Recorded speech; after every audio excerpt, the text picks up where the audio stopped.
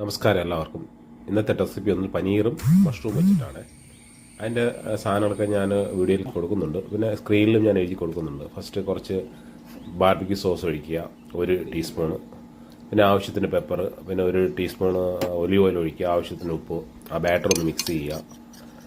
പിന്നെ അതിനുശേഷം ഒരു ചെറിയ പീസ് പനീർ, ഒരു 6 കഷ്ണങ്ങൾ ചെറിയ പീസായിട്ട് എടുക്കുക. പിന്നെ ഒരു 3-4 മഷ്റൂം എടുക്കുക ആവശ്യത്തിന്. ഞാൻ കുറച്ച് പോർഷനാണ് ഉണ്ടാക്കുന്നത്.